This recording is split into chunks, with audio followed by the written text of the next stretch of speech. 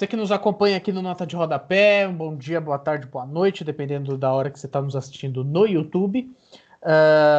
Hoje aqui eu tenho o prazer de estar com dois colegas historiadores, não para fazer nosso programa tradicional, que também vai ao ar na rádio, na Antena Zero, Nota de Rodapé, que a gente entrevista, né, historiadores, historiadoras, mas a gente está aqui só para bater um papo mesmo, falando um pouco sobre o cenário atual da política. Tinha pensado em fazer isso há um tempo e chamei assim para essa resposta duas pessoas que eu tenho profunda admiração e que tem muito conteúdo para a gente conversar. Então, primeiro eu quero dar aqui uma boa noite, porque a gente está gravando à noite, né? Para o meu amigo André Fernandes, historiador. Muito obrigado, viu, Ed? É nóis, estamos juntos. Agradeço aí pelo convite. E também o meu amigão que já gravou também comigo, tanto no Nota de Rodapé do programa, quanto no Interlocuções. Teve aí em duas entrevistas. Roger Camacho. Obrigadão, viu, Roger? Tá aí. Muito Augusto. Muito Augusto. A gente brincou que a gente ia fingir que o Roger, ele tem de família boliviana, que na verdade ele é o nosso correspondente na Bolívia. Mas na verdade não, ele tá em São Paulo mesmo. Você tá em São Paulo ou no Rio Grande do Sul? Eu tô em Guarulhos, pior ainda. Você tá em Guarulhos. Antes fosse La Paz, né? Mas você tá em Guarulhos. Roger, eu vou começar com você, porque eu acho que você tem já bastante a dizer nesse começo, porque recentemente a gente teve as eleições bolivianas, que eu acho que é um bom ponto de partida para o nosso bate-papo aqui, de pensar essa conjuntura continental da política, em que tivemos uma eleição extremamente simbólica, né? Do golpe que aconteceu ano passado, mais uma eleição do Evo Morales, e agora que o MAS, Movimento ao Socialismo, elegeu com 55% o Luiz Alberto Arce, que é do mesmo grupo político do Evo Morales, trazendo em segundo o Carlos Mesa e em terceiro o Luiz Fernando Camacho, que por acaso é o seu primo. Então você já tem um envolvimento familiar aí nas eleições da Bolívia. Traz pra gente aí o que significou essa eleição, do ponto de vista simbólico e político do país. Em primeiro lugar, eu queria deixar claro para quem está assistindo o vídeo de que é consanguíneo, né? A relação é consanguínea com ele, mas ele não me representa, tá? Eu sou filiado ao Partido dos Trabalhadores desde 2011, já deixo claro isso, tá? Mas, enfim, não, as eleições na Bolívia, atualmente, assim, né? Elas representam muito, assim, não só para a colônia boliviana aqui em São Paulo, como para o pessoal de lá progressista, mas até para a América Latina, se a gente for para ver, porque como eu posso chamar, é um contragolpe naquilo que se tentou fazer, né? Nós temos aí uma conjuntura não só na Bolívia, mas de outros golpes, aí como Honduras, aqui no Brasil, o Paraguai, em 2012, e que é essa nova vertente de golpe que não é de uma quartelada. Lá tudo bem, teve quartelada, mas assim, tem essa articulação de parlamento, esse pessoal do jurídico, você sabe, né? Toda essa pataquada. E aí o que acontece? Tentou-se dar um golpe na Bolívia em um governo que tinha uma política de nacional desenvolvimentismo, vamos chamar assim, né? Vamos usar um termo melhor, eu não gosto de usar esse termo, eu estou aqui usando, me perdoem, mas assim, de nacionalização dos recursos naturais, de uma série de progressos sociais e de investimentos no país, longe de grandes empreiteiras, apesar de, claro, ter o setor privado, mas tem interesses econômicos tanto no gás, aqui no caso do Brasil, né, você tem o governo Bolsonaro aí indiretamente ali dando apoio, indiretamente, entre aspas, ao golpe, né, chamando de legítimo um governo que não tem nada de legítimo, que na verdade não era nem líder da Casa Legislativa, né, a Jeanine Áñez, ela era só uma senadora oposicionista que assumiu ali meio que na oportunidade e ficou aí um ano, né, se dizendo democrática e tudo mais. Né? Nessa eleição você vê o Carlos Mesa, né, que eu vou comparar aqui muito grosseiramente a um FHC, né, que ele é historiador, inclusive, né, ele é nosso colega de profissão, infelizmente, e ele reconheceu a derrota, tudo mais, né, e aí nós temos o querido parente, que está aí, tipo, batendo pé, dizendo, não, vou esperar, e aí reuniu uma meia dúzia de gato pingado lá na frente de um quartel, pedindo intervenção militar, né, atualmente tem um pessoalzinho, mas assim, graças a Clio, vamos dizer assim, graças a Marx, graças a todos os espíritos historiadores antigos, o movimento não se alastrou, tá assim, em Santa Cruz. Santa Cruz de la Sierra é tipo, vamos dizer assim, o sul do meu país, aqui do Brasil. É tipo isso, eles querem há muito tempo se separar do resto da Bolívia e fazer uma nação camba, que eles chamam assim, né? Porque eles têm um histórico racista muito grande. Eles não se reconhecem no altiplano e nem no pessoal indígena. Então eles vivem falando que somos autônomos, não somos esse pessoal, eles não reconhecem a Uipala, apesar do Camacho usar o Ipala, fala, não, respeitem o Ipala, mas era mais cena, porque na prática esse pessoal odeia, né? Minha família mesmo, quando fala de Ipala, tem até uma aqui atrás de mim, não sei se vocês estão vendo, eu deixo mesmo, porque tem o Ipala no meu quarto, e vai ter o Ipala sempre. Mas é isso, assim, para passar a bola, porque eu posso falar mais. Acho assim, interessante nesse caso da Bolívia, né? Porque quando aconteceu o processo no Brasil de derrubada da presidente Dilma Rousseff, as eleições de fato em 2018, elas transpareceram uma vontade popular que, por mais que o processo em si de derrubada da Dilma foi um processo golpista na sua alma, mas que mostrou que teve um apoio popular muito grande. A questão que eu tento entender na Bolívia são os elementos assim que não conseguiu conflagrar o golpe com o Evo Morales.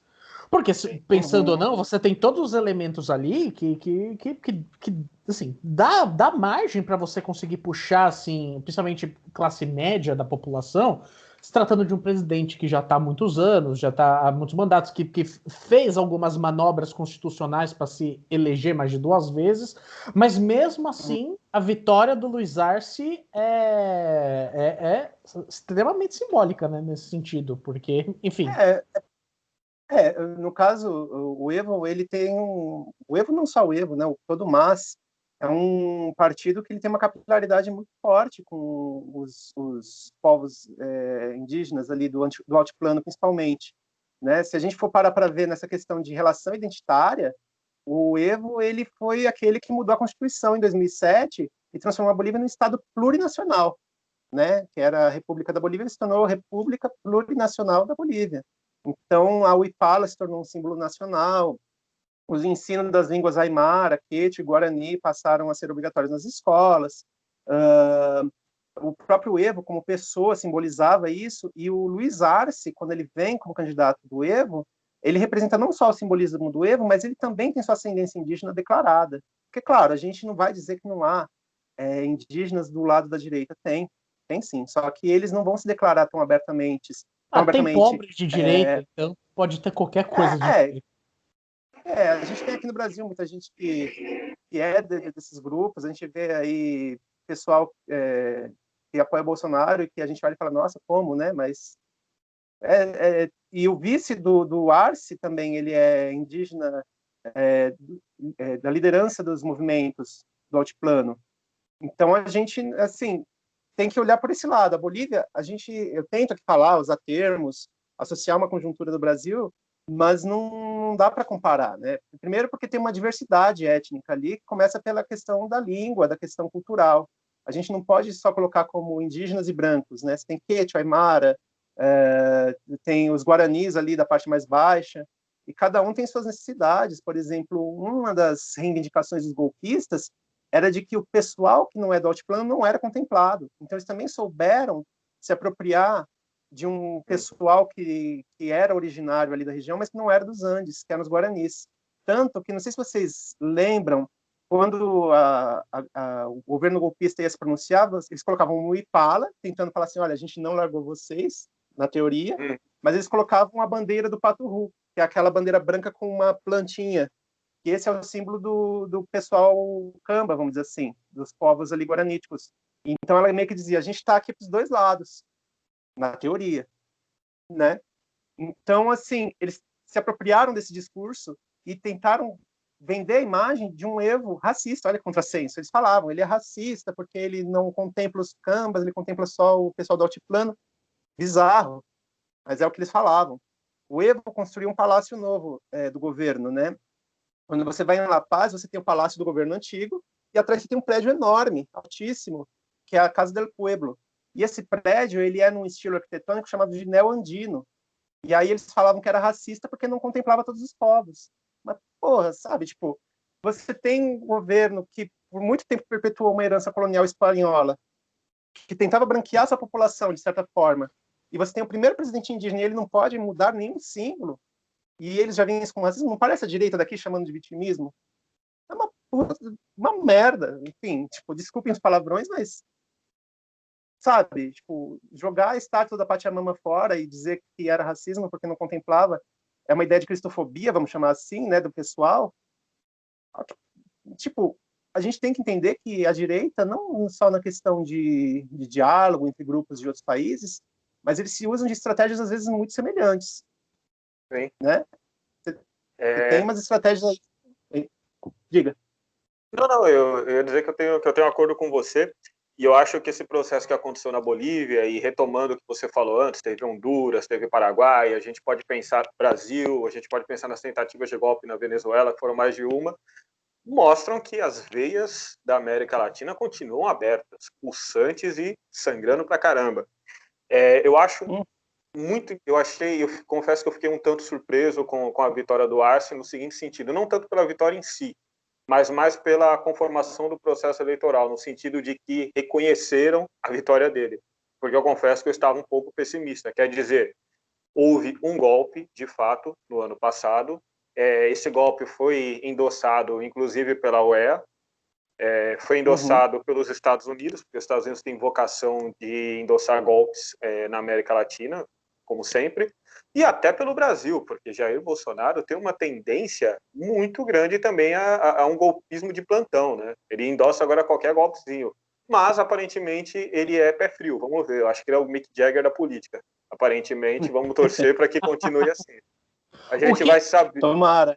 O que é muito interessante, porque ele mostra esse lance dele ser o Mick Jagger da política, porque a gente consegue imaginar um certo cenário na América do Sul de um isolamento do Bolsonaro, né? Porque ao passo que eu imaginei, eu coloquei muitas minhas fichas que a América do Sul entraria numa certa onda conservadora, porque se você for pensar assim desde a década de 80, a América do Sul ela caminha muito junto em certas tendências políticas, né? Os neoliberais nos anos 90, os ditos populistas, né? A partir dos anos 2000, de esquerda ou centro-esquerda. Mas o Bolsonaro ainda parece ser um caso isolado, né? Você tem no Uruguai o presidente de centro-direita que rechaçou um apoio do Bolsonaro e disse por telefone ao próprio Bolsonaro que ele não aceitava a política do Trump. Na Argentina, o Alberto Fernandes se elege poucos meses depois do Bolsonaro assumir. Agora na Bolívia um contragolpe, né? Assim, eles conseguem matar e cicatrizar esse golpe de 2019 com uma vitória cachapante, 55%. A gente tem esse movimento no Chile. Então, eu não sei até onde isso vai, o que impacta, mas o Trump perdendo a eleição, acho que é o isolamento máximo que o Bolsonaro vai ter, né? Eu acho que tende para esse isolamento mesmo. É uma coisa muito curiosa como o cenário está se desenhando aí. As eleições dos Estados Unidos vão dizer muito se o Bolsonaro vai ficar isolado ou não, né? Apesar de que a gente sabe que tanto Trump quanto Biden perdão, meu inglês, tem diferenças mais circunstanciais do que tudo, né? A gente pode notar talvez algumas mudanças na política externa em alguns sentidos, na questão de postura, mas a gente sabe o que os Estados Unidos vão continuar representando, né? Ainda vai continuar aquela ideia dos interesses dos estadunidenses em primeiro lugar.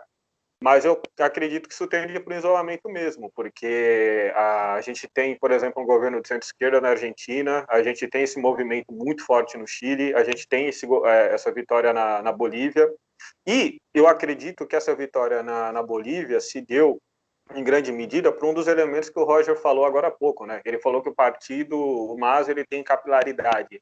E eu acho que esse é o grande diferencial, né? A questão de que a esquerda na Bolívia, a gente não precisa nem tanto focar no processo eleitoral em si, mas no trabalho social que é desenvolvido na Bolívia. Então a gente tem a questão o MAS, ele tem os indígenas, né, as diversas etnias tem um certo apoio, tem um respaldo, você tem os sindicalistas, enfim, tudo isso colaborou em grande medida para rechaçar o golpe do ano passado, né? Por isso que o Arce ele teve esse apoio.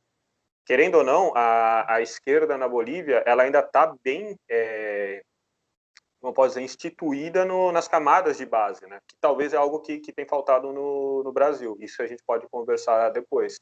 Mas aparentemente na Bolívia a gente enxergou isso. Agora, a gente também tem que pensar o seguinte: esta vitória do Arce, ela pode ser relativa. Foi uma vitória realmente no processo eleitoral, houve reconhecimento dos organismos internacionais, dos adversários, tirando o primo do Roger, o Camacho, porque a extrema-direita agora adora fazer barulho, né? Mas a gente também tem que pensar, considerando a dinâmica dos processos eleitorais assim no geral, por que depois de um ano de um golpe, o golpe foi dado, o Evo perdeu o mandato, saiu do país, vários dirigentes do MAS foram humilhados, teve morte, etc. Um ano depois, simplesmente eles aceitaram o resultado da eleição. A questão que a gente também tem que pensar será que o Arce ele conseguirá fazer um governo tal qual o Evo fez em alguns momentos, ou será que, a partir de agora, este governo da Bolívia será um governo mais fragilizado, tendendo a fazer, tendendo, digamos assim, a algumas conciliações? Porque a vitória realmente ela aconteceu, né?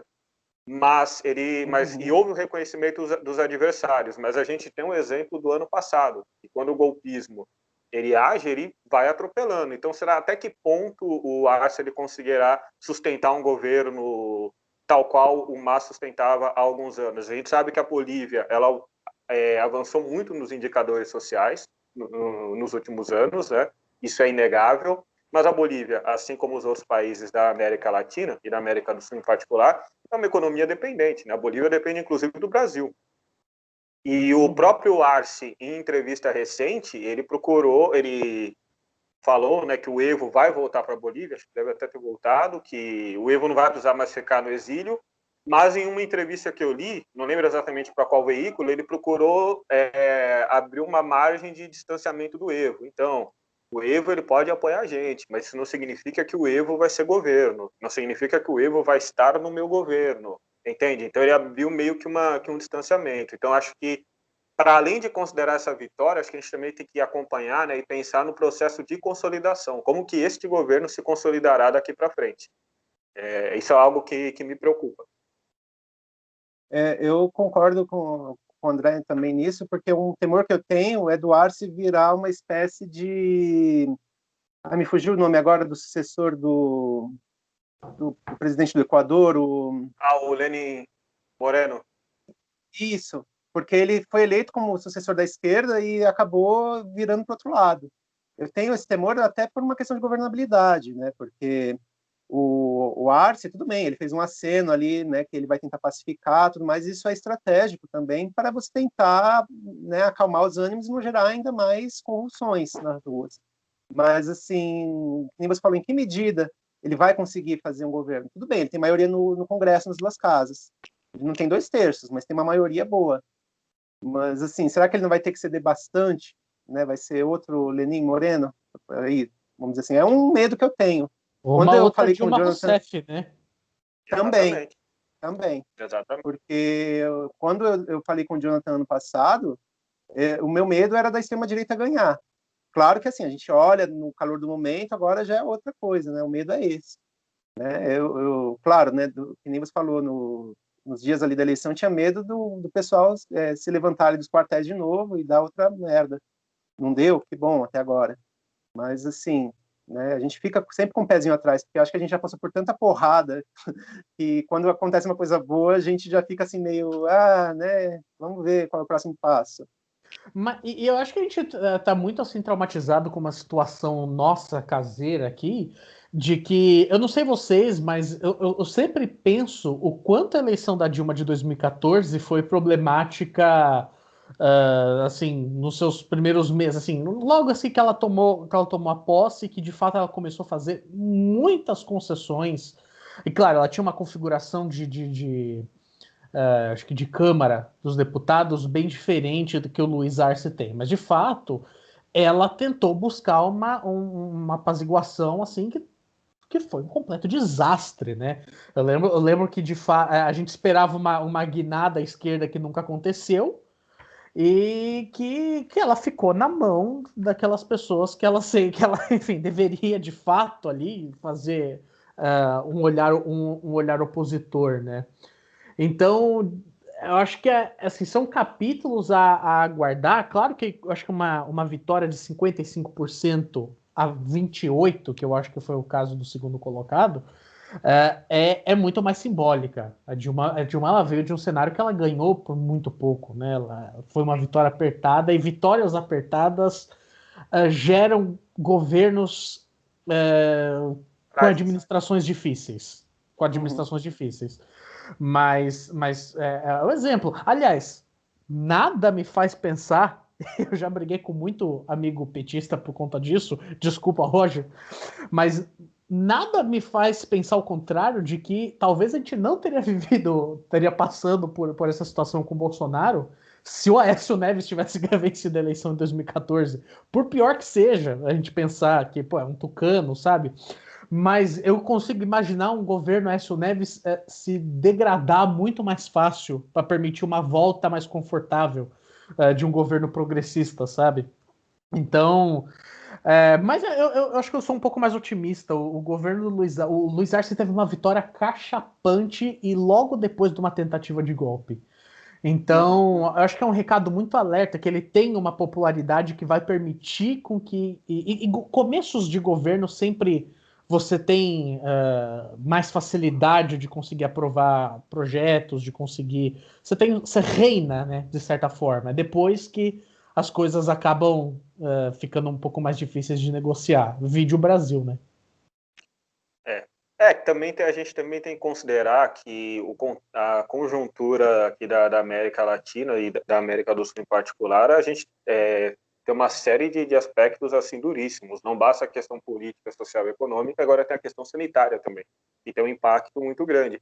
Vide a Argentina, que estava conseguindo controlar a pandemia nos primeiros meses, fez a quarentena, uma das quarentenas mais radicais do mundo, né, mais longas, e o apoio que o Fernandes possuía está se degradando muito rapidamente, né? Já houve ameaças de golpe na Argentina também, e isso é um elemento que é de se considerar nesse cenário todo, né?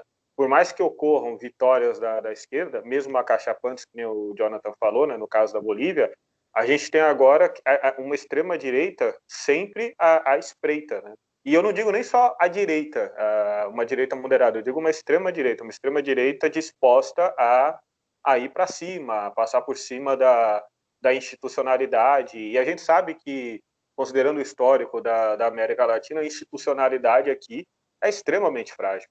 Ela é voltada para atender os interesses das classes dominantes, né? A gente pega o exemplo do Brasil. Acho que o que o Jonathan falou da vitória apertada da Dilma foi uma coisa muito sintomática, muito simbólica, porque não houve realmente a guinada à esquerda esperada, pelo contrário, houve uma guinada à direita.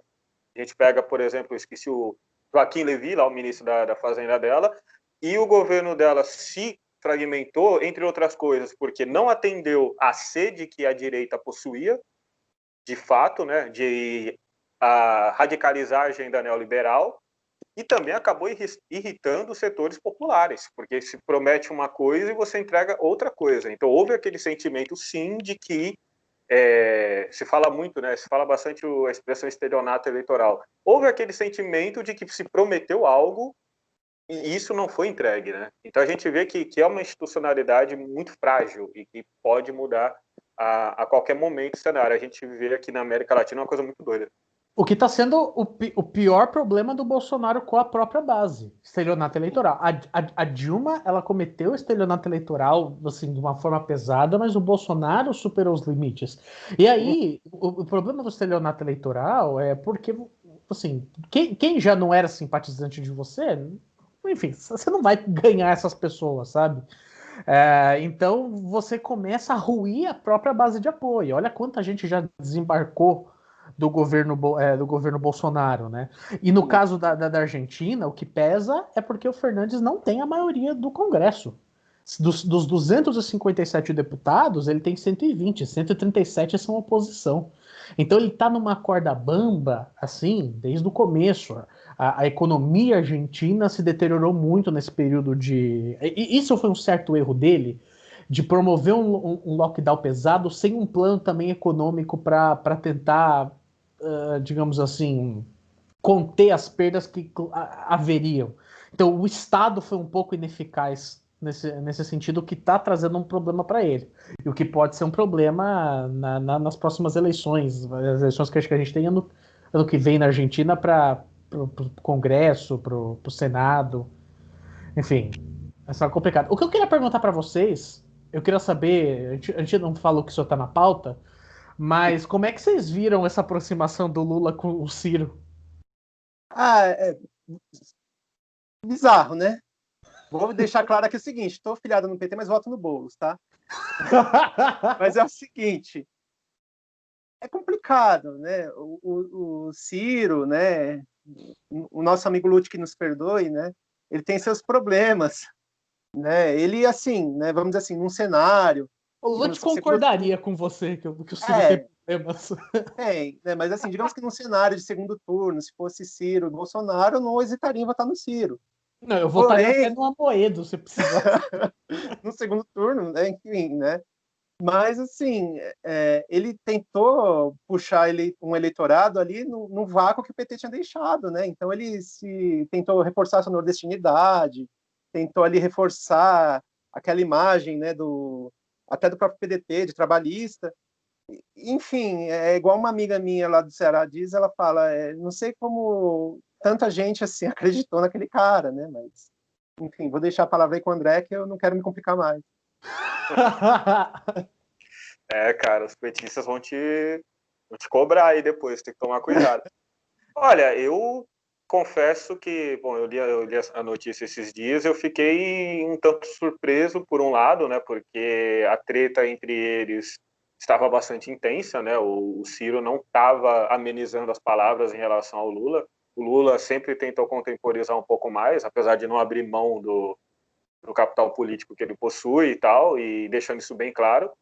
Mas eu vejo que isso é um movimento que tanto PT e PDT estão ensaiando para 2022, né? No seguinte sentido, de que talvez não necessariamente se forme uma chapa entre o PT e o PDT, ainda é muito precoce dizer isso, né? E na verdade, inclusive, fazendo um parêntese, né? Eu coloquei aqui essa questão de 2022 porque eu acho que é um ensaio, mas eu também acho muito problemático como estão pensando tanto em 2022, 2022, 2022 e não estão pensando no agora, e como as coisas estão ruindo agora. A gente vai chegar em 2022 sem porra nenhuma.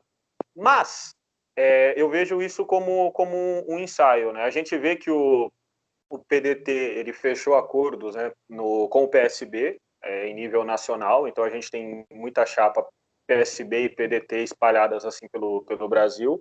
Então, querendo ou não, o PT ele ficou aparentemente um pouco isolado, né? O PT, claro, ele tem uns acordos municipais, porque a eleição municipal a gente sabe que é uma bagunça, né? A gente sabe que os caras vão fechando chapa, coloca, sei lá, tem PT e PSL em umas cidades aí. Isso não é caô, eu tô falando sério. Não, na minha cidade, Itapevi, o PT e o PSL estão na mesma coligação. Então, estão na mesma coligação. Mas e hoje, uma cidade do Paraná, desculpa te cortar, Ed, mas eu estava vendo uma cidade do interior do Paraná, que é uma chapa única, que o prefeito é do PT e o vice é do PSL. Aqui em Guarulhos, eleição municipal é uma coisa muito doida. Aqui em Guarulhos, o PT fechou com Solidariedade. Solidariedade que em 2016 estava ali. Então, uma dinâmica muito louca. Sim. O único Solidariedade que prestou foi o dos anos 80 na Polônia. Não teve um Solidariedade no mundo depois que deu certo. O do Brasil é do Paulinho, né, pô? É do Paulinho.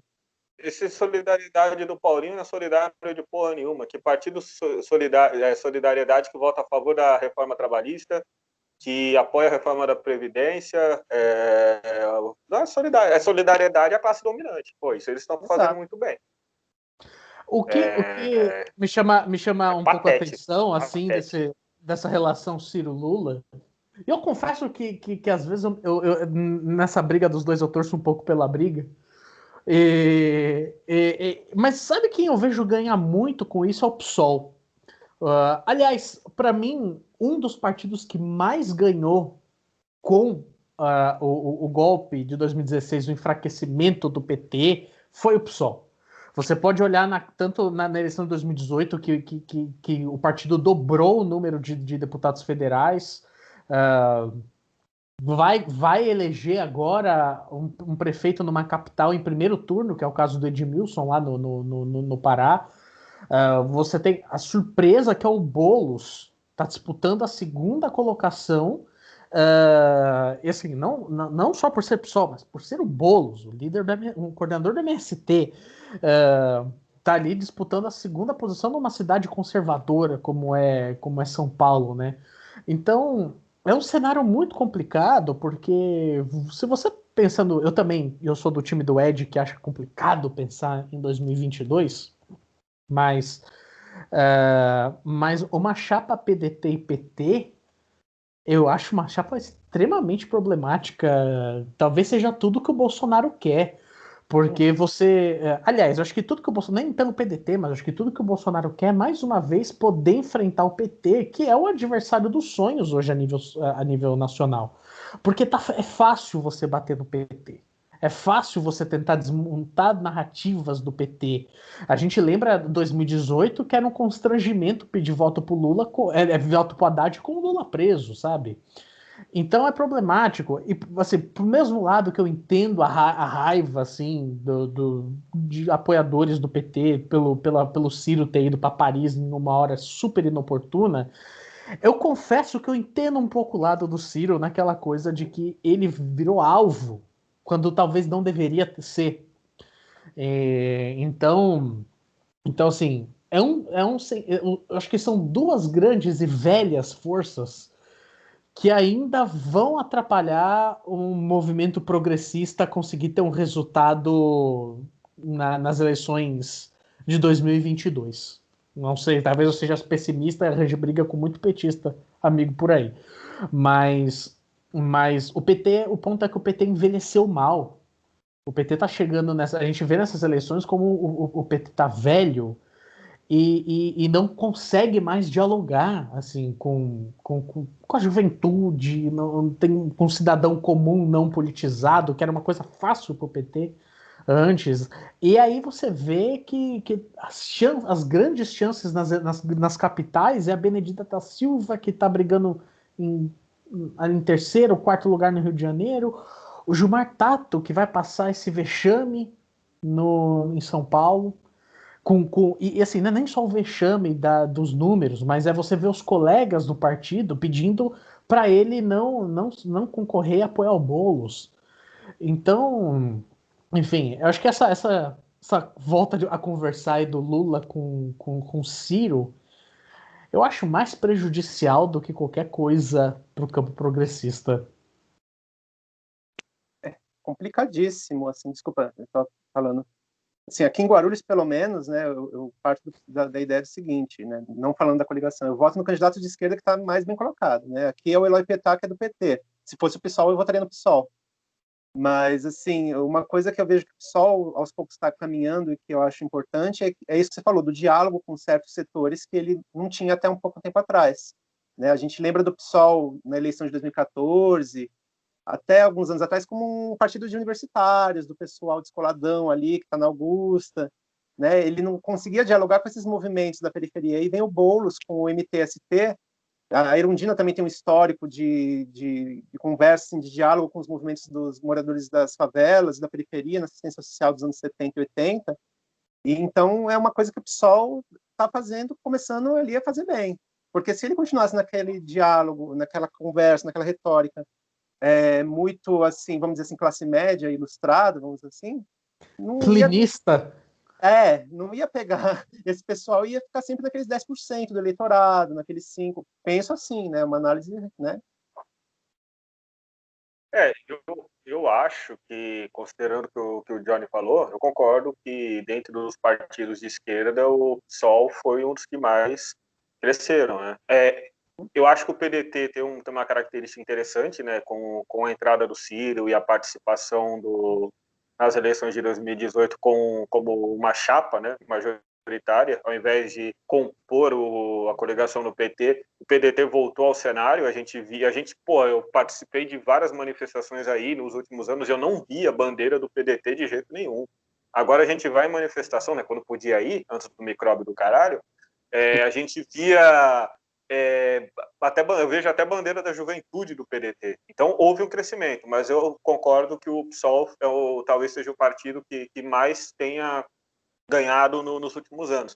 É claro que o PT ainda é o maior partido, tem uma inserção muito grande e vai demorar bastante tempo para os outros partidos conseguirem tal inserção. Leva tempo, né? O PT tem 40 anos, eu concordo com o que o Johnny falou, envelheceu e envelheceu mal.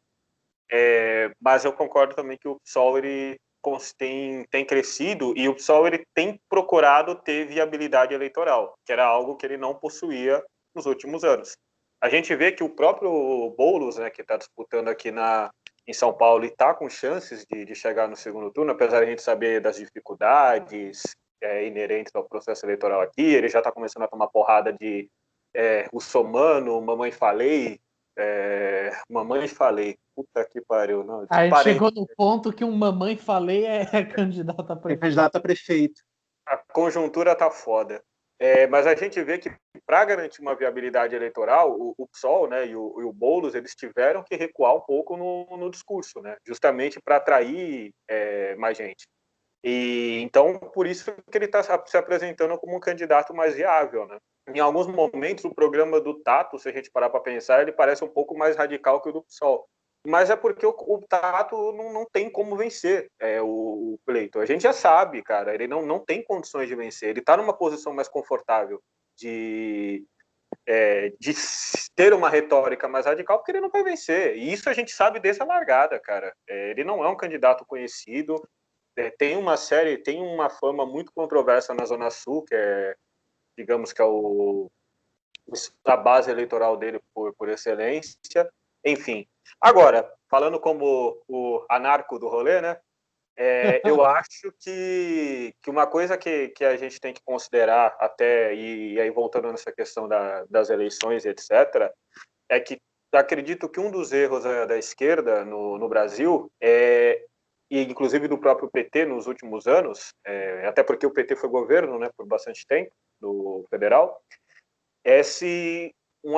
uma ênfase muito grande no processo eleitoral. E aí eu não vou entrar, aí é questão de tática. Eu entendo que, por exemplo, para os anarquistas a disputa do Estado não faz sentido. E eu não vou me aprofundar nesse debate. Para outros, para socialistas ou comunistas da linha marxista faz, e eu não vou me aprofundar nesse debate porque eu acho que não faz sentido nesse momento.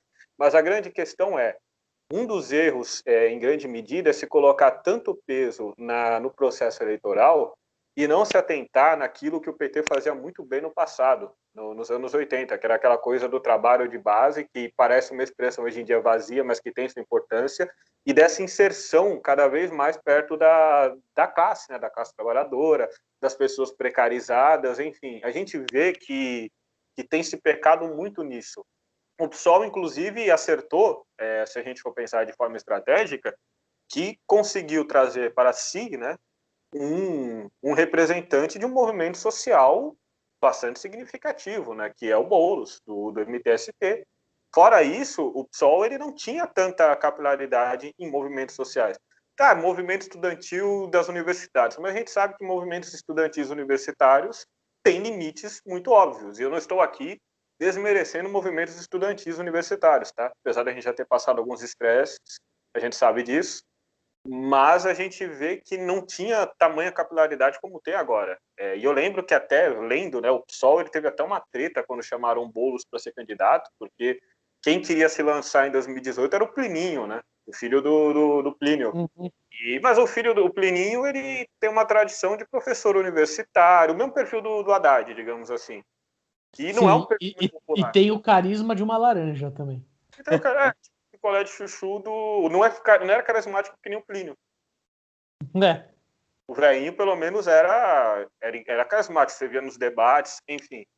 Mas eu acho que essa questão do peso muito excessivo no processo eleitoral acaba sendo um problema. E eu volto no que eu falei em relação à Bolívia. Acho que um dos motivos do MAS ter conseguido essa vitória foi porque a inserção ainda nas camadas de base é significativa. Aqui no Brasil se fala muito disso, mas a gente vê que a esquerda patina. E a gente não dá para dizer que tem vácuo na política, né? Se a esquerda não está ocupando determinados espaços, outras forças ocupam. Nas periferias, por exemplo, a gente vê trabalhos muito significativos das igrejas neopentecostais. O discurso pode ser horroroso, em sua maioria, mas elas atendem necessidades que as pessoas têm e que o Estado falha, né? Bastante. Então, eu acho que a esquerda, em grande medida, ela precisa se preocupar em construir novamente uma base. E não é algo como se não tivesse... Claro, existem iniciativas nesse momento, eu não vou dizer que não, mas está muito enfraquecido, porque existe... A gente também tem que diferenciar, acho que a cúpula e a base, muitas vezes, das organizações políticas, né? As bases estão atuantes em alguns locais e as cúpulas pensam mais na questão da institucionalidade, o que às vezes é um problema. Só focar nisso, como eu estava falando. Mas, por exemplo, a gente está vivendo um momento muito duro aí da pandemia, cara. Aqui no Brasil as condições precarizaram bastante, né? E surgiram iniciativas muito interessantes na periferia. Surgiram, por exemplo, comitês de auxílio mútuo, comitês de ajuda mútua, em que os próprios moradores das periferias levantam fundos, alimentos, EPIs, para distribuir para as pessoas que estão em situação mais precária, né? E isso é muito interessante. Então, existe espaço de atuação. E, claro, nesses espaços tem anarquistas, tem socialistas também, etc. Mas aí que tá, acho que precisa dar muito mais ênfase nisso. Se a esquerda tivesse uma base muito mais fortalecida, ela estaria menos sujeita a esses desígnios da extrema-direita. Esse avanço golpista, muitas vezes, enfim. Complementando também o que você falou, eu vejo muito um debate sobre o campo digital, a internet, como uma arena de disputa, né, digamos assim, de uns anos para cá, né? Que é uma coisa que uma parte da esquerda está aprendendo a usar agora, e que a extrema-direita soube tomar muito bem. YouTube, Facebook, redes sociais. Se por muito tempo esqueceu-se esse lado, agora o pessoal está indo atrás de... Inclusive o que a gente está fazendo aqui, a gente está debatendo justamente para ocupar espaço, né, no meio digital. E a gente está mesmo, é história pública. Se não tipo, o resto é balela. É história pública que a gente está fazendo aqui. Mas a esquerda tem que também tomar esse espaço, né? O PT, como você falou bem, nos anos 80, ele dialogava com um pessoal ali dos movimentos de base. É o que eu sempre falava com o pessoal. Ele ia lá, ia no rolê do pessoal, jogava futebol junto, ia no churrasquinho do pessoal, ia na festinha da igreja, na quermesse. A militância estava ali junto. A gente, como esquerda, a gente não pode se colocar num pedestal acima do pessoal do movimento popular, como muita gente se coloca. Tem muita gente aí que se candidata e nunca entrou numa favela, não sabe o que é um chão de terra. Eu, assim, dentro de onde eu moro, aqui na classe média, eu não posso falar que eu seja da periferia, mas, assim, eu também não vou dizer assim, tipo, eu não conheço, eu já entrei, eu sei o que é. E tem gente que vive ali na Vila Madalena e nunca saiu ali dos bairros. E aí vem dizer que representa o povo vai olhar para ele e falar, mas um playboyzinho que está querendo dizer isso para gente. E isso aí não é de hoje, né? O movimento do custo de vida nos anos 70 já reclamava dos estudantes da USP que iam lá fazer mobilização e não ouvia o que o pessoal dizia. O pessoal chegava, não, a gente está precisando de, sei lá, asfalto. O pessoal dos estudantes chegava, não, mas vocês têm que teorizar, não sei o quê. Ok, é importante a gente ter uma análise teórica da realidade, mas a teoria pela teoria se torna abstrata. A gente tem que lembrar, e ainda bem do marxismo, que vem de baixo para cima. A ideologia alemã está aí para isso, é de baixo para cima. A realidade não está desconectada da teoria, e às vezes a pessoa esquece disso. Vamos dizer assim, né, que me batam o pessoal aí, pós-moderniza o debate. Pós-modernizar o debate? Eu nunca pensei em usar o pós-modernismo como verbo, mas cabeu muito bem aí. É só uma novidade para mim também. Agora, Roger, isso é uma coisa que eu queria muito te perguntar, porque às vezes na internet acaba não virando um espaço saudável para certas discussões, mas eu acho que você tem um discernimento muito bacana, principalmente porque você é filiado do PT, né? Você está dentro do partido. Não existe, digamos assim, um senso dentro do PT, e quando eu falo isso, não é numa ideia de que o PT não pode ter direito de disputar a eleição majoritária, essas coisas, não é esse o ponto, mas não existe uma certa visão dentro do partido de que é necessário agora evitar os protagonismos, pelo bem não só da esquerda, mas do próprio partido, porque a imagem que sempre passa do partido em geral é de uma certa arrogância no sentido de não pode haver esquerda liderando se não for o PT. Ao ponto de que eu cheguei a ouvir de um colega petista em 2018, e eu sei que ele não representa o partido, mas ele falou uma coisa muito forte que me deixou um pouco chocado, do tipo, não, eu prefiro o Bolsonaro presidente do que um outro progressista. Porque isso atrapalharia o PT. E recentemente eu vi numa briga de Facebook lá um petista muito bravo falando que o Boulos era de direita, que de esquerda no Brasil era só o PT. E ele falou que qualquer manifestação de esquerda fora do PT era uma coisa descerebral, sem nenhum resquício de inteligência. Talvez uma pessoa mais alterada, né? Mas o ponto é, não existe um debate do tipo, é necessário a gente agora se dedicar mais em apoiar e tentar se reconstruir do que ficar lutando por um protagonismo que agora só mais atrapalha do que outra coisa. Ou eu tô, Olha, muito equivocado no que eu tô falando? não, eu já perdi muita noite de sono e já desenvolvi muita gastrite por causa dessa reflexão, assim, né? Porque eu também acho que o partido ele deveria tentar fazer seu trabalho agora meio que nos bastidores ou em um segundo plano, porque a conjuntura não é favorável para o partido. A gente tem aí, claro, que nem a gente falou, o Gilmar Tato tem todos esses problemas que a gente mencionou, o Boulos está com uma capilaridade maior, mas também tem um sentimento antipetista que tira votos deles, né? Em 2018, a rejeição era enorme. Não estou falando que o Ciro ganharia do Bolsonaro, não estou defendendo aqui o Ciro, mas o PT foi para o segundo turno meio que com uma derrota garantida.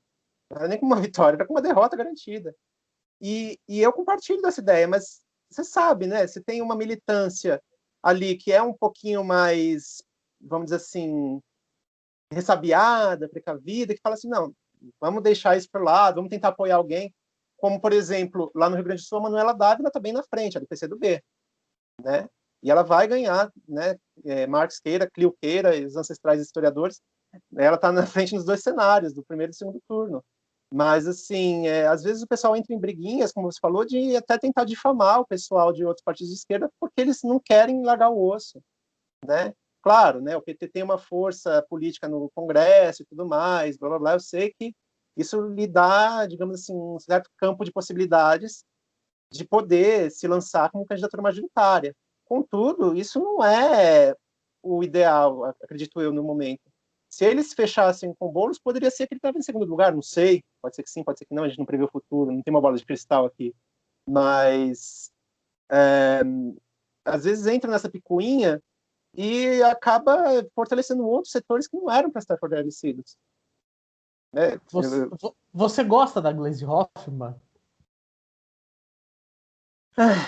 Pela careta do Ed, eu quero muito que o Ed comente depois, mas eu queria assim, uma resposta sincera. A Gleisi Hoffmann é uma pessoa que faz bem ao partido? Olha, eu acho que ela, a primeiro ponto, né, ela não gera identidade, não gera muito. Vamos começar, né, por aquele ponto que a gente começou lá do PSOL, dos movimentos de base. Né? Ela tem uma retórica muito complicada, mas eu também não quero me complicar nisso. Eu já falei, já desci muita pedra no partido, então vou jogar pro Ed. Vão caçar sua carteirinha, vão te desfiliar. Cara, vai ficar mal pra você aí, mano. Cuidado. Fica de olho na rua aí, daqui a pouco.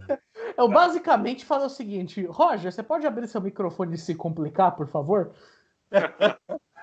Roger, eu vou te tacar na fogueira agora, maluco. Se vira nos 30. Então, eu ri porque o Jonathan falou da minha cara aí, né? Mas é porque eu tô ligado que é uma questão bastante controversa, né? Há pessoas que adoram e há pessoas que não, mas a Gleisi, pelo que eu entendo, né? O Roger pode me corrigir se eu estiver errado aí. porque o petista que é ele, a Gleisi, ela representa sobretudo os interesses, né, principalmente do que o Lula representa, né? Ela está bastante alinhada, ela é representativa da chapa majoritária, né? Uma coisa que a gente vê que o PT, que eu li há algum tempo, é que o PT ele tem uma luta interna muito grande, né? Então, ao mesmo tempo que você tem a Gleisi com uma retórica muitas vezes mais bombástica e que aí, por exemplo, rolou aquela questão, várias vezes se fala, né, que o PT tinha que fazer autocrítica dos erros cometidos, a questão da conciliação e etc., que chegou num limite, e ela fala, não, tem que fazer conciliação porra nenhuma, isso aí vai enfraquecer o partido. Bom, já enfraqueceu. E aí a gente vê, sem autocrítica, diga-se de passagem, e aí a gente vê que existe uma luta muito grande. Você tem o setor do Tarso Genro, que eu já vi que discorda de muita coisa, você tem o Lindbergh Farias, que também discorda, você tem o Jacques Wagner também, que falou, não, porra, peraí, não é bem assim, acho que a gente poderia, pensando em 2018, acho que a gente poderia abrir mão aí da chapa. Enfim, o PT é um partido muito dividido também, né? E eu acho que talvez a Gleisi não ajude muito nesse sentido, do próprio partido blocar. A gente fala aqui, por exemplo, em São Paulo, né? O Jonathan falou que o Tato está numa situação bem desconfortável, porque, pô, tem gente do PT chamando voto no Boulos, né? Mas a gente vê que isso também é patente em Pernambuco, cara. Eu estava lendo recentemente, em Pernambuco também é um cenário muito complicado, porque você tem o João Campos pelo PSB e a Marília Reis pelo PT, né? E são primos. Os almoços de família aí, ó, deve estar emocionante, cara. Roger, uma família que tá menos saudável que a sua. Ó. Na verdade, eles estão mas eles estão mais no mesmo lado do barco, né? Pelo menos quando o negócio aperta, eles são fora Bolsonaro. No meu caso, nem isso dá para fazer, né? Pô, mas pensa pelo seguinte ângulo, você tem a distância geográfica a seu favor.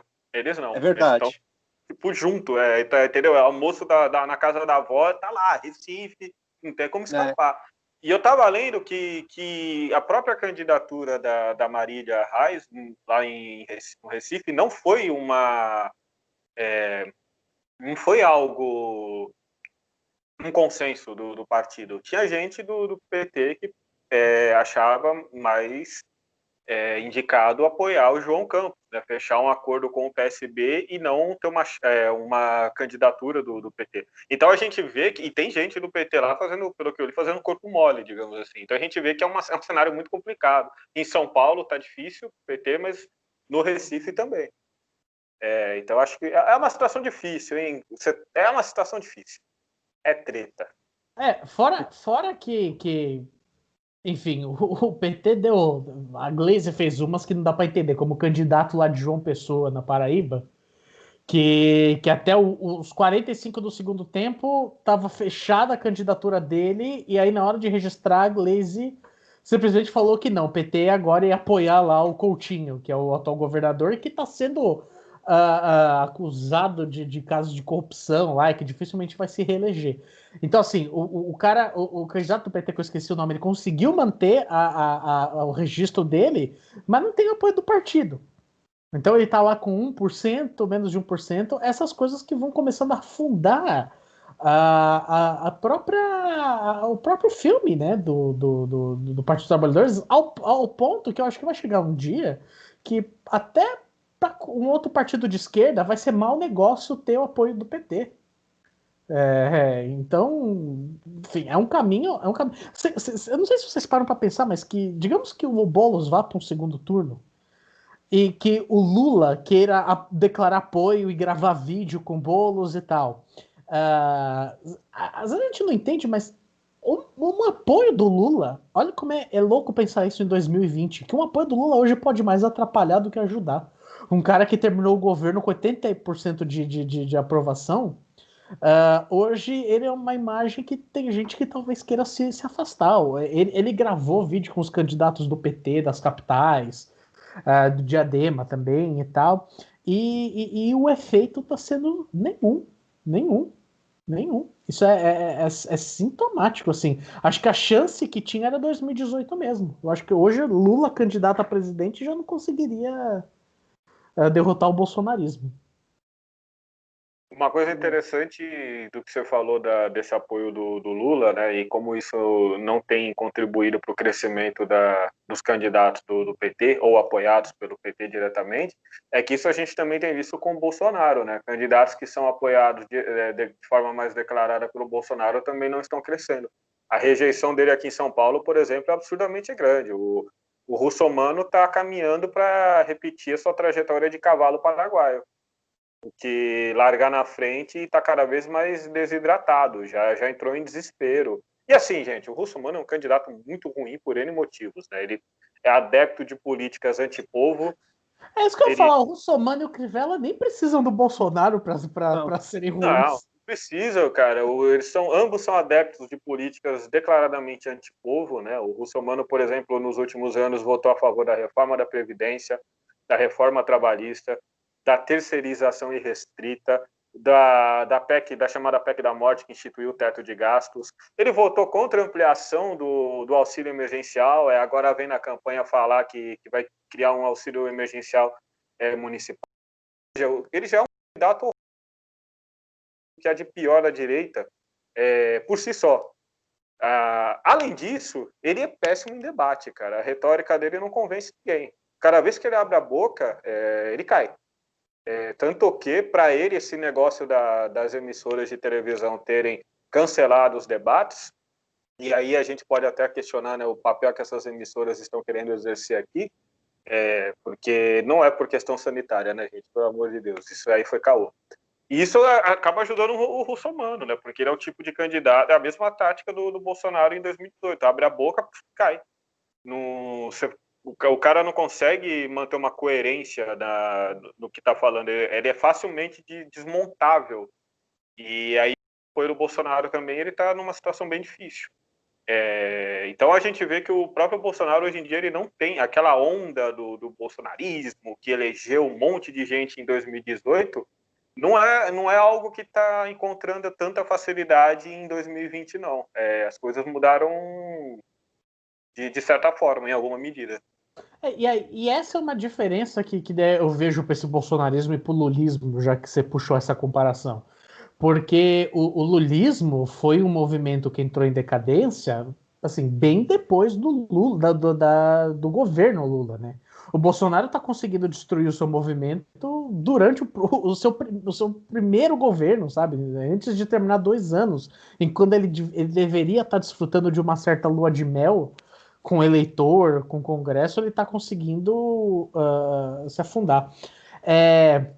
Para a gente encaminhar para o nosso último tópico, porque eu acho que não tem como não falar disso, mas amanhã a gente encerra o processo eleitoral norte-americano. Não vou nem falar que as eleições acontecem amanhã, porque, bem, já tem gente votando já faz tempo. Eu mesmo já votei por correio, já tem um tempo aí. Meus amigos e amigas americanos também já fizeram isso, que moram aqui no Brasil.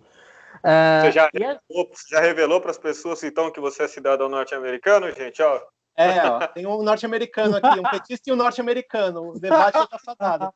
E um anarquista, né? Então acho que já fundou o rolê. Mas eu tô falando isso com mais de 50 minutos de vídeo. Então quem chegou até aqui com certeza vai permanecer. Mas o meu ponto a gente vai ter o pleito que termina amanhã e a gente não vai ter o resultado tão cedo, né? Por conta desse novo módulo de se votar. E muito está se falando, assim, do que pode acontecer, né, nas relações com o Brasil, que a eleição americana afeta o mundo inteiro. Eu acho que eu sou do time que acha que as diferenças entre Trump e Biden existem, mas não vai ter nenhuma mudança revolucionária, nem nos Estados Unidos, nem no mundo, por conta... É bom lembrar que nós estamos falando apenas de uma extrema-direita contra uma direita. Por mais que os democratas eles estão entrando numa onda mais progressista, você tem muitos nomes progressistas que ganharam destaque dentro do partido, como o Cássio Cortez, como a própria Kamala Harris, que agora é candidata a vice, digamos assim, o Bernie Sanders, que era mais isolado, ele viu seu grupo progressista aumentar consideravelmente. Ao passo que eu também vejo os republicanos se transformando nessa coisa, nesse monstro reacionário, assim, com a onda Trump. Então, talvez seja uma das últimas eleições que a gente está vendo uma falsa polarização nos Estados Unidos. Não é esquerda contra direita lá, jamais. Mas tá abrindo precedentes de que os polos estão, de fato, indo um pouquinho mais para as extremidades. Não existe extrema esquerda lá, como não existe no Brasil. A extrema esquerda brasileira ainda é o PCO, que de tão extrema talvez até encosta no Bolsonaro. Mas a questão é... eu não consigo ver nos Estados Unidos um Joe Biden assim conseguindo ganhar apoio para ser candidato no futuro. Eu acho que ele é o último da velha guarda democrata, da velha direita democrata, que está entrando nesse pleito. E talvez, a partir daqui a algumas eleições, a gente veja alguma diferença. Essa em si é simplesmente a gente trocar o ruim, tentar trocar o pior pelo menos pior, né? E aquilo que você falou até um pouco antes, que é a esperança da gente de um isolamento do Bolsonaro. Se o Biden levar a eleição amanhã, ou nesses próximos dias, vamos dizer assim, na recontagem, é mais um indício de isolamento do Bolsonaro. Só que é aquela coisa, né? A gente não pode ter a ilusão de que assim, o Trump perdeu, o Bolsonaro vai cair. Não, porque o discurso da direita também está bem ali enraizado, né? A gente tem que lembrar que tem outros lugares aí pelo mundo que tem um pessoal tão reacionário quanto, como o Duterte nas Filipinas, você tem o Erdogan na Turquia, você tem o Duda da Polônia, o Orbán da Hungria, enfim, todo esse pessoal. A Le Pen, que deve ser a próxima eleita na França. A Le Pen na França, tem a Falk-Petri da Alemanha também, que está ali bem encostada, então assim... Mas na Alemanha, com a Merkel, você nem precisa mais de... Não, mas pior que tá, fica, né? Não, pior que tá, fica. Pior que tá, fica. E aí tem o Vox na Espanha, enfim. Mas assim, né, é que nem a gente falou, é aquilo lá, um segundo turno, Bolsonaro, Ciro Gomes, você se enrola na bandeira do PDT e sai correndo pela Paulista, né? Tipo, Marina Bolsonaro? É Marina. Eu vi muito colega anarquista aí do Ed com a bandeira do PT e vive o processo eleitoral, tem que lutar pelo Estado, sim, quando o negócio apertou, né? Naquele momento, eu também vi muita gente nessa situação de desespero, né? Questionou o próprio anarquismo naquele tão difícil da situação. Então, assim, como você falou, o Biden não é de esquerda, mas, assim, se eu fosse cidadão americano, eu sou Biden desde criança, rolado na bandeira dele ali, rolando na Wall Street, sabe? Tipo, então, acho que eu torço, né? Mas o cenário também é muito incerto, né? Porque o Jonathan pode falar bem disso, melhor disso, que é a questão do próprio sistema eleitoral norte-americano, que se fosse um sistema como ocorre aqui no Brasil de voto direto, a Hillary teria ganhado, né? Ela tinha 3 milhões, mas... Ela teve 3 milhões a mais, mas é um sistema que isso precisa mudar urgentemente. De um sistema federalista que aconteceu ainda no século XVIII, que eles não mudaram até hoje, de se fazer como se fossem eleições estaduais para decidir uma totalidade ali que vai apoiar o número de delegados que vão decidir quem vai ser o presidente, que é claramente um meio de você dar poder político aos estados mais ricos. Uhum. Vou lembrar que, por exemplo, no Brasil, o que garantiu, por exemplo, em 2014 a eleição da Dilma, e até em 2010 também, foi o Nordeste. Se a gente tem um sistema assim, por exemplo, no Brasil, imagina, a esquerda nunca vai ganhar, porque você vai ter São Paulo, Rio Grande do Sul, Paraná, com números muito... Exatamente. Então, assim, nos Estados Unidos sempre dá uma certa vantagem aos democratas, porque os democratas sempre já têm Los Angeles e Nova York, o que garante já muitos delegados, mas que no total nunca vai expressar a opinião da maioria. Então, enfim, é um sistema complicado. Eu voto por um estado que é complicadíssimo, que é a Flórida. E que na eleição passada o Trump venceu lá. E esse mês, pelo que eu olhei aqui na última pesquisa, tá empate técnico. Os dois ainda, com um leve favoritismo pro Trump. Aliás, o Trump está conseguindo algumas vitórias em alguns estados que não se esperava, mas compensação a 2 estados chaves que, se o Biden ganhar, dá para dizer que ele consegue levar a presidência, que é a Pensilvânia e o Michigan. E nos 2 estados, nas pesquisas, ele tá bem, tá na frente. Então, enfim, se fosse para apostar hoje, acho que o Biden ele tem mais chances que a Hillary. Mas a questão é, assim, passadas as eleições americanas, a gente vai comer. Quando a imprensa de extrema-direita que apoia o Bolsonaro, os militantes que têm força na internet, começarem a vender o Biden como esquerda, assim, qual vai ser o nosso papel, sabe? Defender pensando no medo que pode ser uma volta de uma extrema-direita, ou simplesmente ou conseguir tirar esse rótulo de esquerda de figuras como Biden, por exemplo, que também tem os seus perigos, né? Eu acho que é um processo que está muito, muito complexo em andamento. Inclusive, isso me faz lembrar que ontem eu assisti o filme, a continuação do Borá. Assistam. Eu assisti esse final de semana também. Os republicanos devem ter gostado muito. Os ANCAPs também. Aquela aberração estadunidense. Mas, enfim, o que eu vejo é da seguinte maneira. Existem distinções básicas, mais circunstanciais do que tudo entre ambos, mas claro que existem. O Trump é representante de uma extrema-direita histriônica, que extremamente radicalizada. Ele já falou que não pretende respeitar o processo eleitoral, vai contestar os votos que estão pelo correio na justiça. Então, ele vai judicializar o processo eleitoral nos Estados Unidos. Eu entendo da seguinte maneira: se porventura o Biden confirmar a tendência é que políticos, assim, digamos, com uma tendência mais autocrata, Bolsonaro, Orbán e etc., fiquem um pouco mais isolados, né? Fiquem um pouco mais isolados, em alguma medida. Às vezes, dependendo até o Netanyahu, não que os Estados Unidos vai deixar de apoiar o sionismo em si, mas eu digo a figura do Netanyahu, que já está bem desgastada também em Israel, né?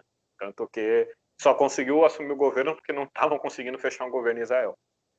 Por outro lado, a gente também tem que ver como isso vai se consolidar, porque os Estados Unidos também têm um histórico de apoiar projetos de autocrata fechando os olhos sem pensar 2 vezes, desde que se submetam aos seus interesses.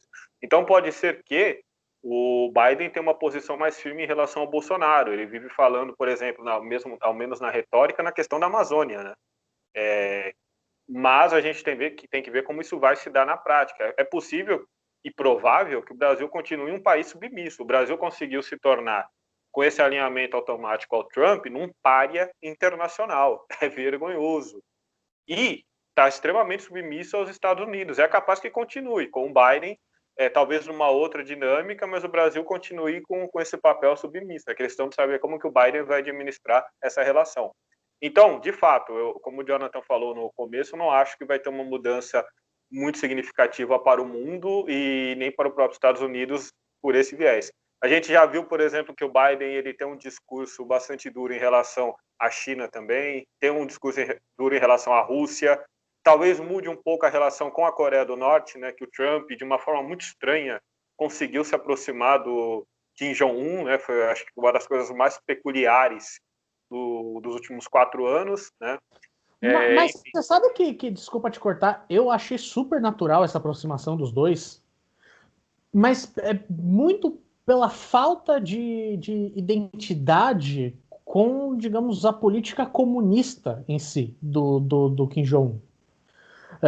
E ele tem uma coisa muito em comum com o Trump, que é um olhar autoritário das coisas, autocrata, assim, da política.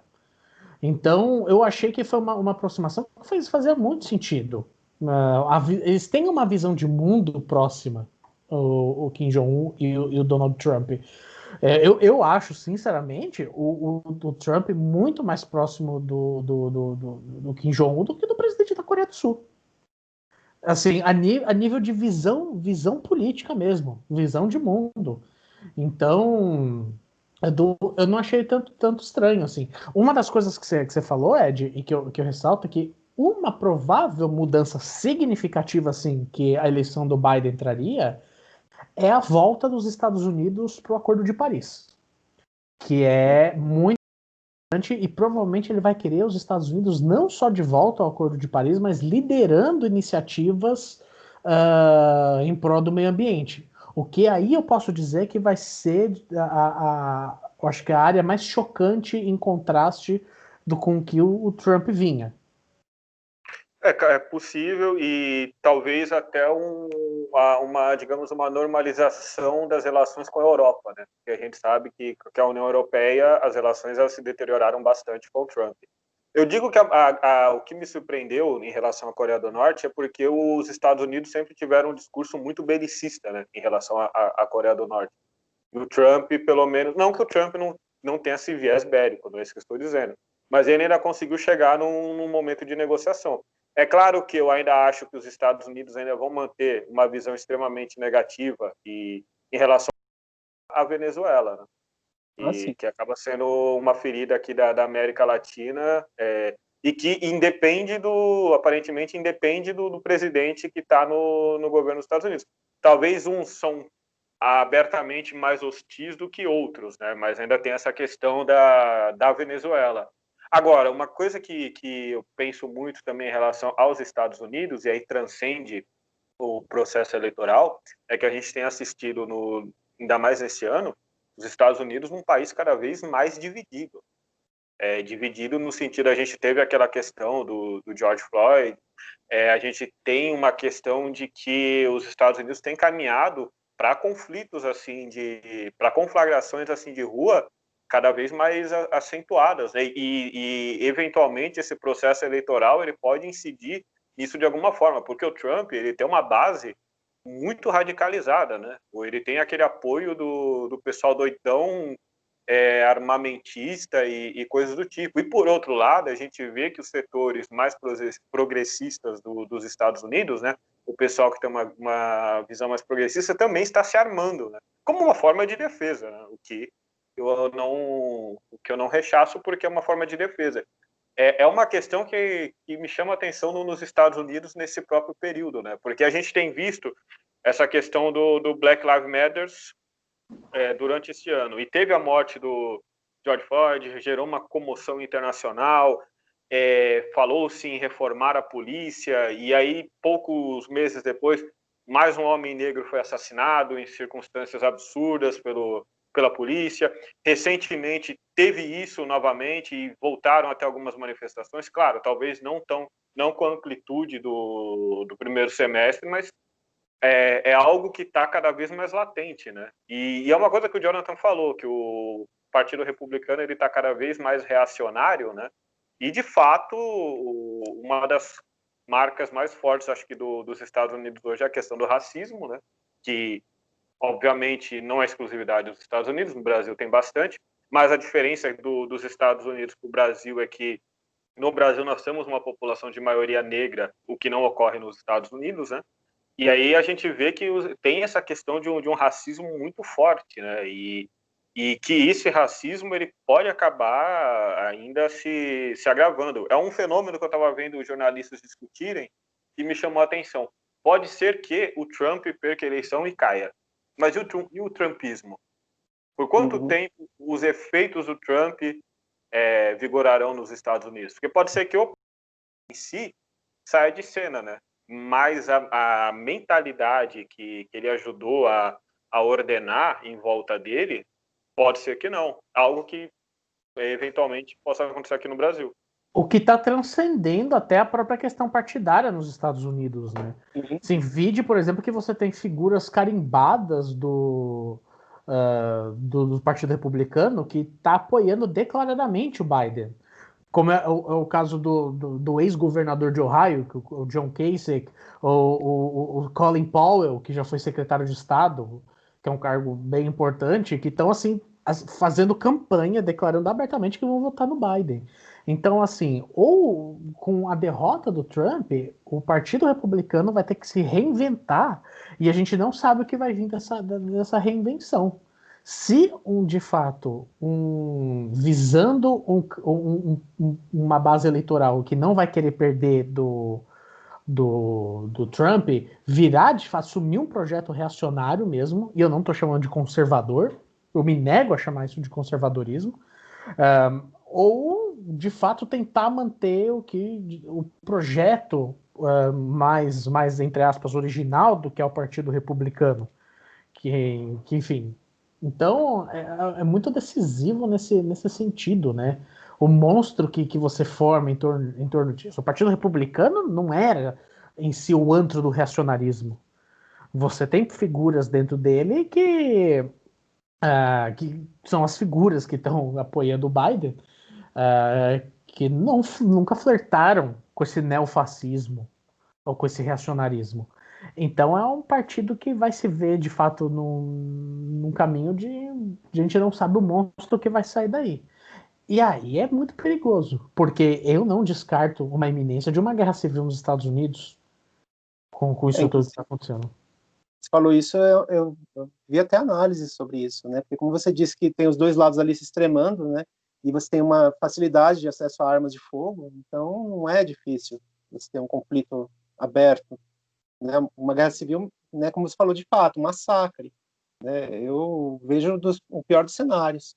E esse processo de negação do Trump já ocorria também em 2016, que eu me lembro de ter reportagens de um pessoal que, quando o Trump ganhou nas prévias, o pessoal começou a queimar carteirinhas de filiação do Partido Republicano e tudo mais. Então, assim, que eu tô, nem a gente falou, tem esses traumas recentes, né, de 2020, de 2016, de 2018, que a gente vem pensando só nos pares, né? Esses traumas que a gente vem acumulando, e eu não consigo ver uma luz no fim do túnel, nem nessa questão norte-americana, né, como você falou, né, de uma guerra civil, de um conflito, uma matança, como até aqui no Brasil, né? Como o Ed falou, né? O Bolsonaro pode sair ou em 2022 ou em 2026, mas e o bolsonarismo, né? Como fica?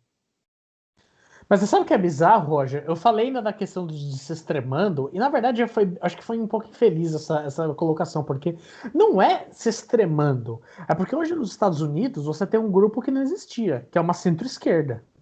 Não tem ninguém ali que está defendendo o fim do capitalismo.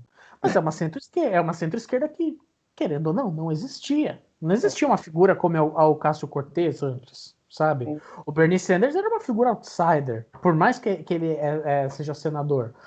Só que a figura do americano radical, assim, do extrema-direita radical, a questão é que tá ficando mais radical ainda. Tipo, isso tá tipo, alcançando novos níveis, entendem?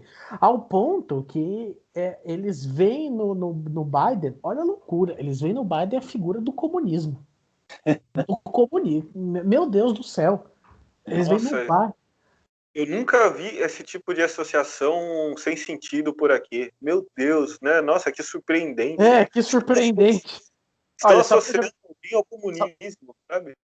Mas só para você ter para jogar um balde de água fria, porque isso acontece no Brasil também, que eu me lembro que em 2017 eu estava lá em Porto Alegre e eu entrei sabe quando você vai no Facebook e se perde, cai em umas páginas aleatórias, tipo Deep Web, assim? E aí era uma página de um pessoal ultradireitista antes da eleição, o Bolsonaro ainda estava pré-candidato, e era um pessoal tão de direita, mas tão de direita, que eles estavam falando que o Bolsonaro era comunista. Tipo assim, eles estavam falando que ele era comunista porque ele não aceitava a tática do golpe, ele estava indo pela via eleitoral. Aí eu falei, gente... Por isso que é a hora que você fecha o computador e para de mexer na internet, Roger. Que dá pesadelo. Eu consigo entender as vozes mais alteradas, se eu posso assim dizer, e mais irracionais, taxarem o PT ou o PSOL de comunista. Apesar deles não serem, eu consigo entender assim, a lógica que eles usam. Entende? Por mais perturbadora para ciências políticas que essa lógica seja. Agora, qual é a lógica de você colocar num Joe Biden a figura de um comunista? Porra. Ou no João Dória, mano. Ou no João Dória. João Dória.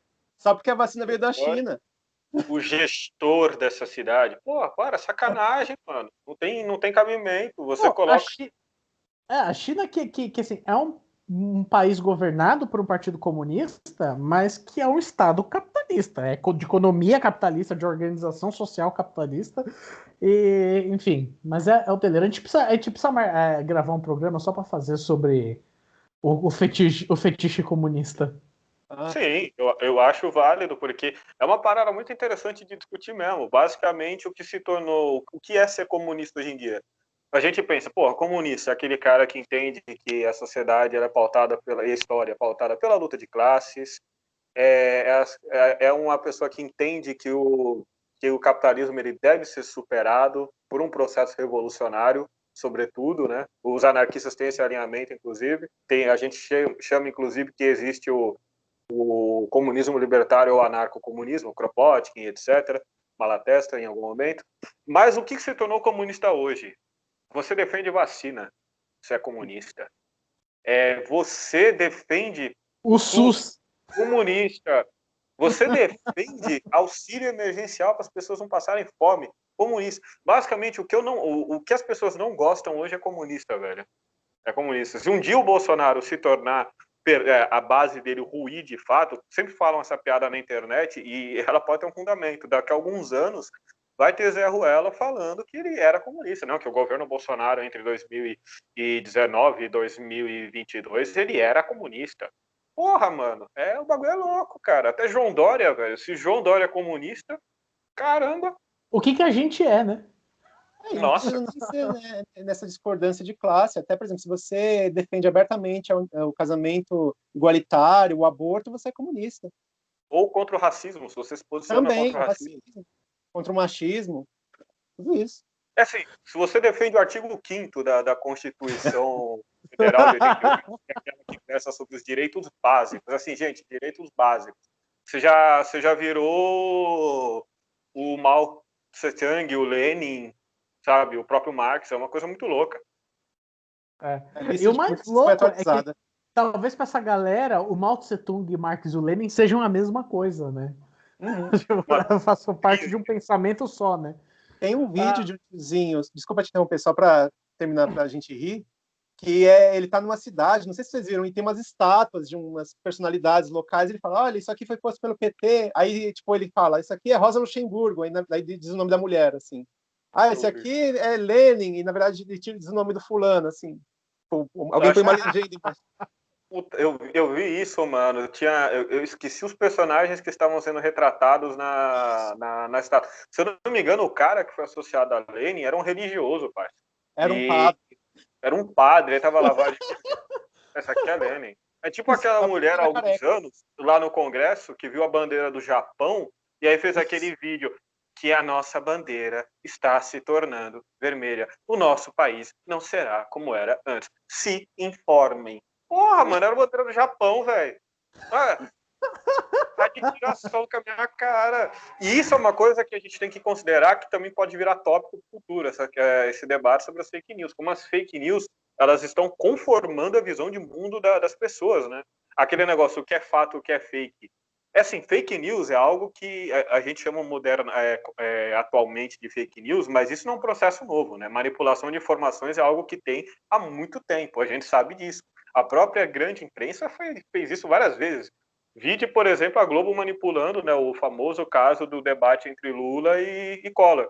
Só que elas tomaram uma projeção nos últimos anos com as redes sociais que as pessoas agora não conseguem distinguir exatamente o que é fato do que é fake, né? Então a gente está numa crise do pensamento racional, né? Do mundo das bases iluministas que vieram lá do passado. Essas bases estão ruindo e é uma coisa muito louca. A realidade ela está parece que está em choque, porque as pessoas não sabem mais diferenciar o que é fato e o que não é. E por mais absurdo, simplesmente, eu acho que é assim. Tipo, eu acho que atingiu a expressão máxima agora no QAnon, né? Sim, no QAnon. O que é o QAnon pra... Fala aí o que é o QAnon para os nossos ouvintes e nossas ouvintes que ainda não estão familiarizados com isso. Eu gostei, Ed, que você já basicamente tá um radialista profissional. Eu não sei se você está fazendo isso assim no intuito de tirar meu trabalho, mas não passará. Não, jamais. Mas o QAnon é um movimento que enfim, ele tem muita força nos Estados Unidos, né? E pior que está chegando no Brasil com uma certa força, que é uma teoria da conspiração, né? Que nasce em grupos de extrema-direita, que vai trazer um suposto plano secreto de um deep state, né? Que é a criação de um deep state, um estado profundo, que está sendo criado contra o presidente Donald Trump.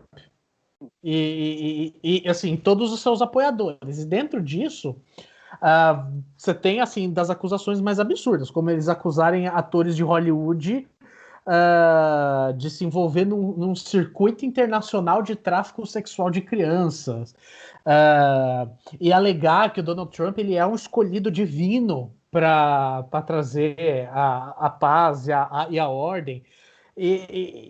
E assim, como toda boa teoria da conspiração, eles fazem isso num movimento coletivo, tentando espalhar ao máximo, sem necessidade de provar nada, de trazer alguma evidência, mesmo mentirosa. Então, essa, por exemplo, do culto de tráfico sexual de criança, eles envolvem assim, pessoas famosas, o nome de pessoas famosas nisso. E quando você vê a coisa já cresceu, que você não sabe aonde nasceu, aonde começou, e aí você já não discute mais o fato, se é verdade ou não. Isso que é o bizarro do nível de fake news. Que o que acontece? Eles começam a propagar que está sendo criado esse deep state, e daí eles começam a dizer que existe um circuito internacional de tráfico de criança liderado por grandes atores de Hollywood. Aí eles vão assim, agora a gente tem que mandar prender e tem que matar esses atores. A gente começa a discutir que não deve matá-los. A gente não está mais discutindo de se é verdade ou não o circuito internacional de tráfico de crianças. A gente para de discutir a causa e começa a discutir o efeito. A gente acha que isso está muito distante de nós, mas uma mestra em fazer isso é a Damares, a ministra Damares. A Damares, ela cria um problema que não existe e aí indica uma solução absurda. A gente começa a rebater a solução e não mais a causa, e não mais tipo o problema que ela inventou. Então, tipo, ela começa a falar que não, tá sendo ensinado bruxaria, tá sendo ensinado masturbação para as crianças nas escolas. A gente tem que, enfim, sei lá, intensificar, ou tem que aumentar a interferência do poder religioso dentro das escolas. Aí você começa a discutir que não pode aumentar a interferência da religião na escola, e você simplesmente tá falando assim, mano, cala a boca, ninguém tá ensinando masturbação para criança, sabe? Essa é uma tática assim, que eles usam e que o Anon, acho que é a expressão máxima disso por conta do absurdo, sendo absurdo que é. E, enfim, é triste imaginar que a gente, há um tempo atrás, estava vendo o cientista lá clonar ovelha, com várias descobertas científicas assim, estupendas, e a gente está tendo que discutir se o Trump é um escolhido de Deus e se existe um deep state com um circuito internacional, tráfico de crianças, que o nazismo não é de esquerda, que a Terra não é plana. É uma coisa muito louca, né? O pessoal no Antigo Egito, tipo, na Antiguidade, o pessoal já sabia que a Terra não era plana. E a gente está em 2020 tentando reafirmar, meu irmão, essa porra não é plana, isso aqui não é uma pizza, velho. Você não está numa pizza, sabe? Não, e quando o ministro da Cultura lá do Bolsonaro fez aquele papelão lá, né? Citou Goebbels com uma música do Wagner no fundo e tal. Cara, eu tive que atender uns 3 jornalistas que me ligaram aqui em casa pedindo para eu explicar por que o nazismo não era de esquerda. Eu falei, meu Deus do céu, cara, você jura que é essa discussão que a gente tem que fazer agora? Se o nazismo é de esquerda ou de direita? E é uma discussão que muitas vezes a gente para pensar, às vezes parece que está restrito aqui, né? Porque, por exemplo, se você vai na Alemanha e fala isso, né? Tipo, é uma coisa muito engraçada. Chega num neonazista alemão e fala, pô, tu é de esquerda. Ele vai te virar um murro, velho. Não, jamais, não tem cabimento uma associação dessa. Mas é algo que tem pegado bastante, né? Porque volta aquilo que a gente falou dos comunistas. Tudo que essas pessoas não gostam, elas jogam na esquerda. Uhum. Sabe aquele negócio, meu vizinho, aquela música, meu vizinho jogou uma semente, não sei o que. Então, é mais ou menos outro bagulho e tal, velho. Então, já jogaram o nazismo, pode ser que no futuro joguem o Bolsonaro, estão jogando Biden, sabe? Bom, A Merkel. Baseado nisso que você falou, Ed, eu afirmo que Bezerra da Silva é muito mais útil para ciências sociais do que Marx, Durkheim e Weber. Então, gente, eu vou encerrar aqui. Ouçam Bezerra da Silva. Eu vou aqui encerrar o nosso bate-papo. Eu quero muito agradecer tanto o André quanto o Roger por essa conversa, que eu espero que se repita. E para você aí que está nos ouvindo, não esquece de deixar o like no vídeo, compartilhar com as pessoas. Vamos deixar de ser pautado pelo que a direita e o senso comum vão dizer o que é a esquerda, o que é o socialismo, o que é o comunismo, o que é o anarquismo, o que são essas correntes, e venha nos ouvir. Tá certo, pessoal? Então se inscrevam aí também no canal. Sigam o Ed e o Roger no Instagram, que eles são muito pops. Tá? O arroba deles está aí na descrição. E tanto o Ed quanto o Roger estão solteiros. Então, só é a procura. Se você é menino, procure o André. Se você é menino, procure o Roger. Exato. Eu ia falar para você ressaltar isso. Deixar claro qual é o público-alvo, né? E ninguém me procura, que senão Giovana irá atrás de você. Então, gente, um forte abraço para você que nos ouviu, para você que nos assistiu, e até a próxima. Até mais. Valeu aí.